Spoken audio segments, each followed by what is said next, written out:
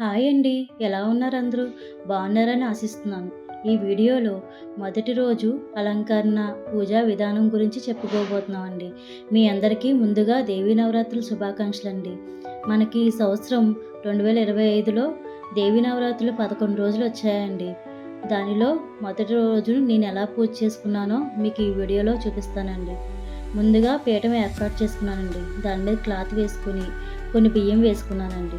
దాని మీద నాకు దుర్గాదేవి ఫోటో లేదండి. అందుకని చెప్పేసి లక్ష్మీదేవి ఉన్న ఫోటోనే నేను పెట్టుకున్నానండి. ఈ ఫోటోని 9 రోజులు కూడా కదిపించకుండా ఉంచుకుందాం అనుకుంటున్నాను. అందు గురించి ఒకసారే పెట్టుకుని ఉంచుకోవాలి. దానికి గాజుల మాలను కూడా వేసుకున్నానండి. ఈ గాజుల మాలని నేనే తయారు చేసుకున్నాను. తర్వాత లేత గులాబీ రంగు బ్లౌజ్తో అమ్మవారిని రెడీ చేసుకుని సైడ్ పెట్టుకున్నానండి. నా దగ్గర ఆర్టిఫిషియల్ బనానా ట్రీస్ ఉంటే అవి కూడా ఇరువైపులా పెట్టుకున్నాను. అందంగా ఉంటాయి కదా, అందుకని చెప్పేసి. తర్వాత దీపారాధన కుందులో ఆవు నెయ్యి వేసుకొని 3 ఒత్తులు వేసుకొని ఇరువైపులా అరేంజ్ చేసుకున్నానండి.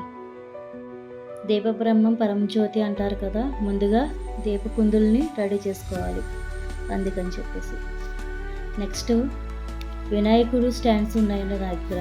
అందులో పసుపు కుంకుమలు వేసుకుని అవి కూడా ఇరువైపులా పెట్టుకున్నానండి.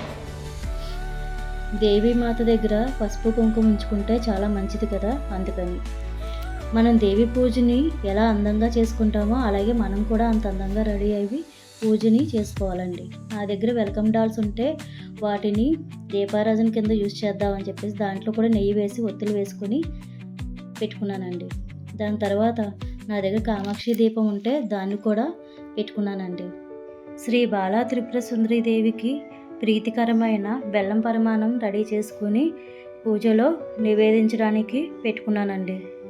తర్వాత నా దగ్గర ఉన్న నవదుర్గ ఫొటోస్ని కామాక్షి దీపం చుట్టూ పెట్టుకున్నానండి. ఈరోజు మందారం పువ్వులతో ఎర్రని గులాబీలతో పూజలు చేసుకుంటే బాలా త్రిపుర సుందరదేవికి ఎంతో ఇష్టమండి. అందుకని చెప్పేసి ఆ ఎర్రని గులాబీలతో మరియు ఈ ధూపదీప నైవేద్యాలతో ఈ బాలా త్రిపుర సుందరదేవి అష్టోత్తరంతో పూజను కంప్లీట్ చేసుకున్నానండి. ఎలా ఉందో చూసి చెప్పండి.